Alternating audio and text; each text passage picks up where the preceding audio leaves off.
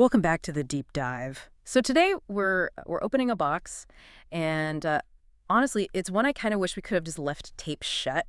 We're looking at a concept that takes one of the most famous, overquoted ideas in physics, and it twists it into something that is, well, it's equal parts mind-bending, and I don't say this lightly, absolutely terrifying. It really is. It's one of those topics that sits right on that uncomfortable razor's edge between hard science and just pure existential dread. Right. We are talking about the nature of death, the structure of the whole universe, and the very real possibility that you, specifically you, listening right now, might never actually die. Which, sounds like a good thing at first, until you actually read the papers we're covering today. So to get us started, we have to talk about the cat. We all know the cat. Schrödinger's cat. The pop culture mascot of quantum physics. It is. And usually when we talk about Schrödinger's cat, it's this abstract puzzle, right? Yeah. A cat in a sealed box, a radioactive atom, a flask of poison. Yep. If the atom decays, the poison releases, the cat dies. If it doesn't, the cat lives. Simple. And the standard spiel, the one I learned in school, is that until you open that box, the cat is in a superposition. It's somehow both dead and alive at the same time. Yeah. And it's only when we, the observer, peek inside that the universe kind of makes up its mind and collapses into one reality. That is the Copenhagen interpretation, yes. Yeah. The observer collapses the wave function. But here is the hook. And this is where our sources today grab me immediately. We always look at this experiment from the safe side of the box. Where the scientist's holding the clipboard. Exactly. But the source material asks a very simple, very disturbing question. What about the cat? Right. Because the cat isn't just some prop. It's a living thing. It has a perspective. It has a perspective. Does the cat feel simultaneously dead and alive? Of course not. The cat is a conscious observer of its own reality. It either sees the poison or it doesn't. So, okay, if I put myself in the cat's pause, I'm sitting there, I'm waiting. And here's the thing I realized reading this. I can experience seeing the flask break. I can experience the pain. But I cannot experience being dead. You've hit on the core paradox. By definition, death is the end of experience. There's no you left to process the event of not being. There's nothing to observe. Nothing. So, from the cat's subjective point of view, the poison always fails. The mechanism breaks. The atom doesn't decay. To the scientist outside, sure, they might open the box and find a corpse. But to the cat, it always, without fail, survives. And that right there leads us to the topic of today's deep dive. A concept known as quantum immortality. It's a theory that suggests that from your own subjective perspective, your consciousness will never stop. It will never cease to exist. You are effectively trapped in a timeline of survival. I want to be really clear for everyone listening. This isn't just like internet creepypasta or a ghost story. This is based on legitimate, albeit controversial, physics. It's a direct application of the many worlds interpretation, right? It is. And to understand why you might be immortal, you have to understand Hugh Everett. Back in 1957, Everett was a doctoral candidate at Princeton. He looked at the math of quantum mechanics, the Schrödinger equation, and he saw something that, it upset a lot of people. Okay. He realized the math doesn't actually show the universe choosing one outcome. So the wave function doesn't collapse? It never collapses. Everett proposed that the universe doesn't choose. It splits. This is the part that always it melts my brain a little bit. Yeah. So instead of a coin landing on heads or tails, the universe somehow accommodates both realities physically. Yes, think of reality like a tree that is constantly branching. Every single time a quantum event happens, and remember, our brains, our neurons firing to create your thoughts, these are all governed by quantum interactions, reality fissures. So in a very literal sense, there's a branch where I had coffee this morning, and another branch where I decided to have tea. And a branch where you spilled it on your shirt. And yes, these branches are real, distinct universes that can no longer interact with each other. It's called decoherence. Once that split happens, that other you is just gone from your reality. Okay, so let's apply this to the high-stakes stuff. Because, coffee and tea is one thing. But what happens when the coin flip is life or death? Let's say I'm driving to the studio today, and a truck drifts into my lane. Let's walk through that. In that split second, a quantum event determines the outcome. So reality splits into two distinct branches. We can call them branch A and branch B. Okay. In branch A, your reaction time is a millisecond too slow. You crash, it's fatal. Right. Dark. The lights go out. In branch A, yes, your body is destroyed. The brain stops. But in branch B, a neuron fired just a tiny bit faster. You swerved, you missed the truck by an inch, you're shaken up, heart racing, but you're alive. Now, here's the argument the sources are making, and I want to make sure I've got this right because it's the crux of everything. In branch A, I died. So I'm not there anymore. I don't have a perspective. I can't think, oh no, I'm dead. I'm just gone. Correct.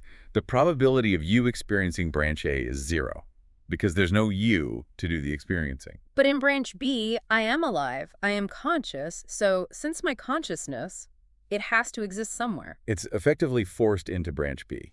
You are structurally incapable of experiencing the timeline where you die. Your consciousness will always inevitably follow the path of the living. It's like surfing.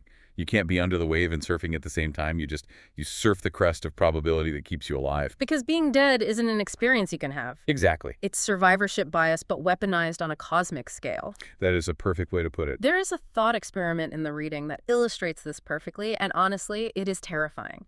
It's called quantum suicide. This is the classic example physicists use. So imagine a man sitting in front of a specialized machine gun. It's hooked up to a quantum trigger. It measures the spin of a cork, for instance. Spin up, it fires. Spin down, it just clicks.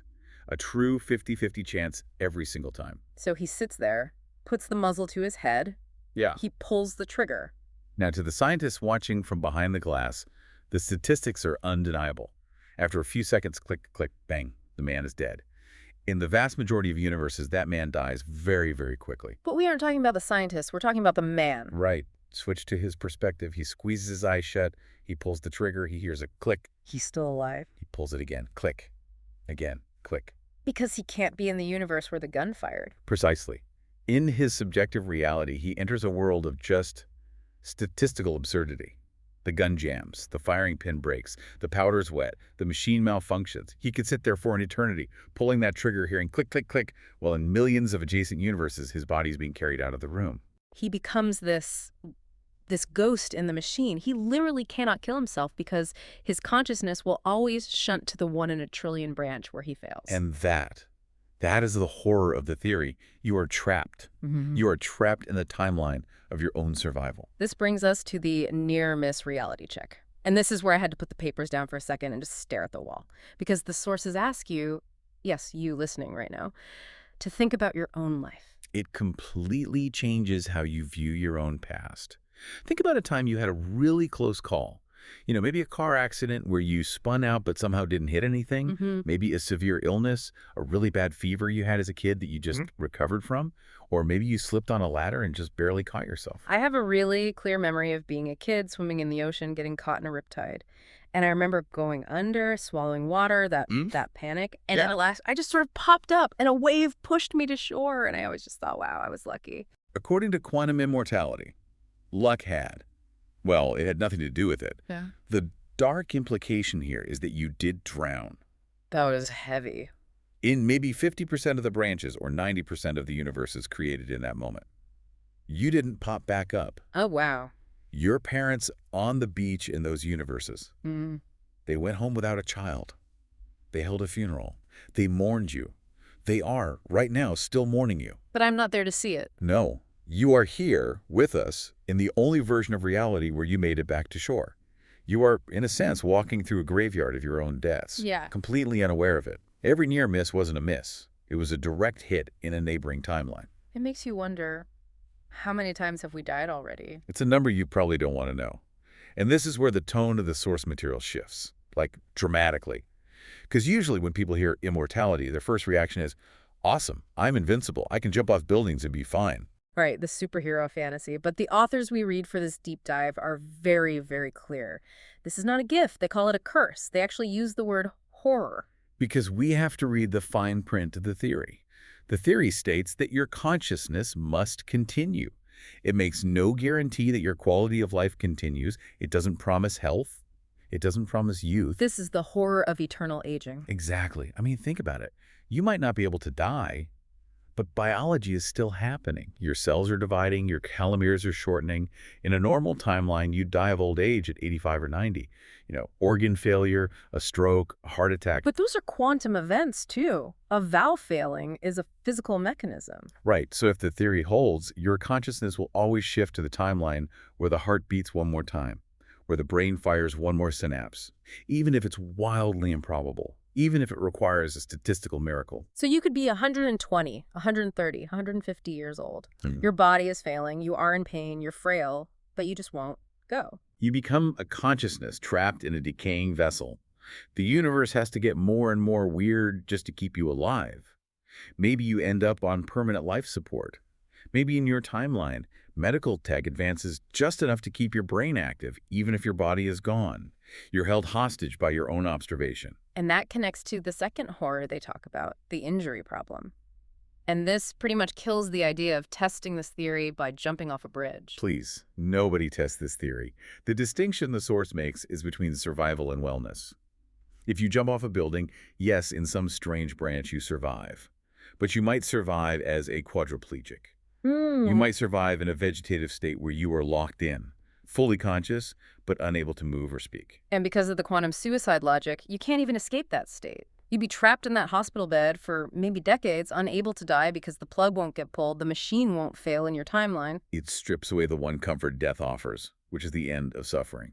In this framework, suffering can become indefinite. But I think the one that really got to me, the one that feels the most, just emotionally crushing, is what they call the lonely survivor. This is the solipsistic nightmare of the whole theory. Right. We have to remember, quantum immortality is subjective. It applies only to you. So I am immortal in my timeline, but you aren't. My wife isn't. My kids, they aren't. Correct. As you move through these branches, surviving every accident, avoiding death decade after decade, everyone around you is still subject to normal probability. From your point of view. So I have to watch everyone I love die. You will watch your parents pass away. You'll watch your friends succumb to illness.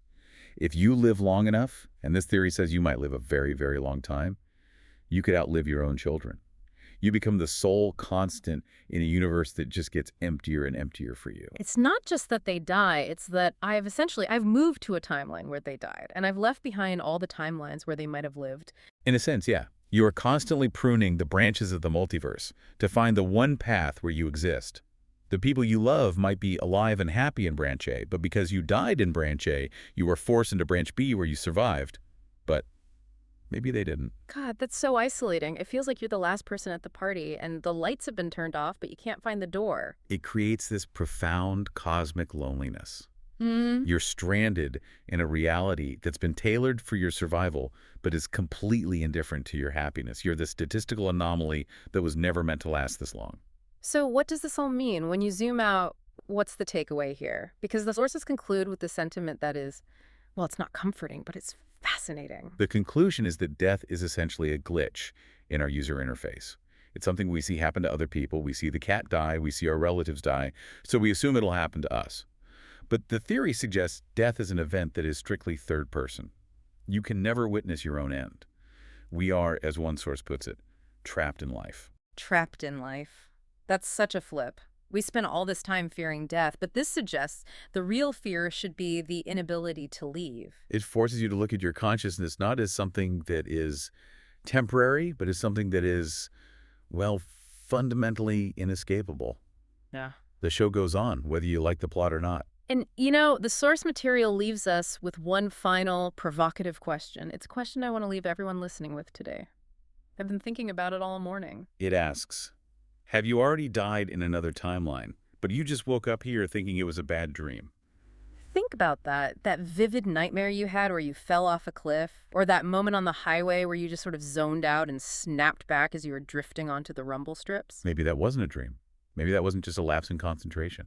Maybe that was the split. Maybe in the other branch, the car didn't correct itself, and you woke up here.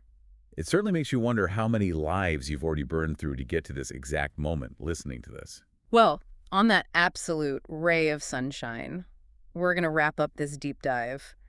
It's a lot to process, the idea that we are all just walking around in our own private, immortal bubbles, oblivious to the timelines we've left behind. It's one of those theories that it changes how you look at the world. You'll definitely pay more attention to those close calls from now on. Absolutely. Drive safe out there, everyone. Although I guess if this theory is right, you'll make it home one way or another. But let's try to stay in the timeline where the car stays in one piece. Thanks for listening to The Deep Dive. See you in the next branch.